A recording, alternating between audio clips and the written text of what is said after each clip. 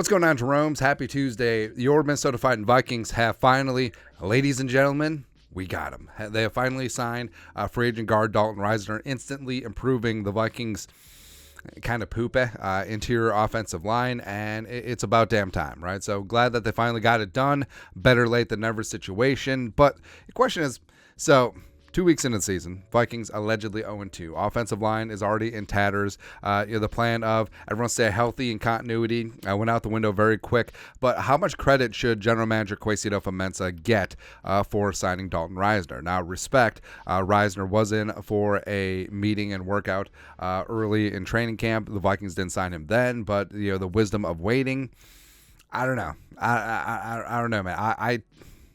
I really wish that the Vikings would have honestly just signed Risner the day that he was here during training camp and then gone from there, but it didn't happen, and it sort of is what it is. But now, I mean, we're going to be good to go. But looking at the money, 1 year, $4 million, $2.25 million guaranteed.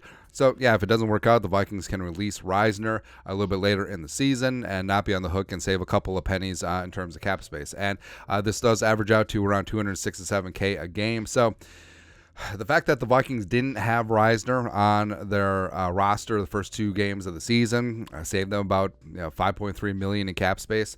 Was that really what this is all about?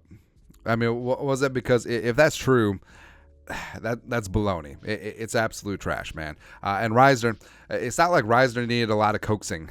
Like he didn't need the sell. Like he was all about coming to the Vikings, liking tweets, replying to tweets and fans and all that stuff. And honestly, if this did come down to saving a couple pennies, nah. Because number one, having Risner on the roster sends a clear message to Ezra Cleveland and Ed Ingram. Hey, you need to step your game up because there's a viable option, and we ain't paying him $4 million for him to be a backup. Also, it would have been a great message to the fans that hey, this offensive line has been poopy, and everyone knew that depth was going to be an issue, and the depth got tested early. So hey, don't worry. Never fear, Risner is here. And even if he didn't suit up the first 2 games, Kevin O'Connell did mention that he was working back from a undisclosed medical issue that he suffered during the summer.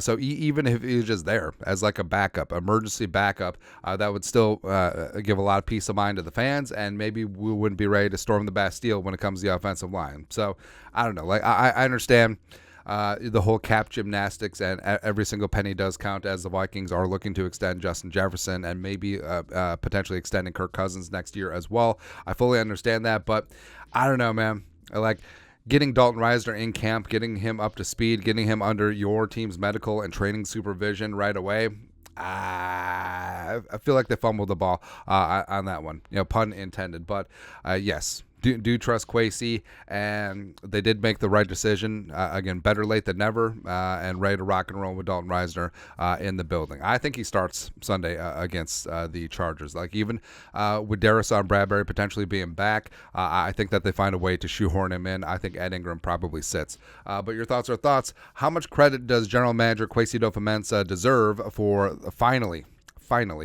signing guard Dalton Risner? Let us know your thoughts and our thoughts in the comment section below. Subscribe for daily Vikings takes. Want to support the work? Put a little something in the Venmo. But till next time, Skull Production Value.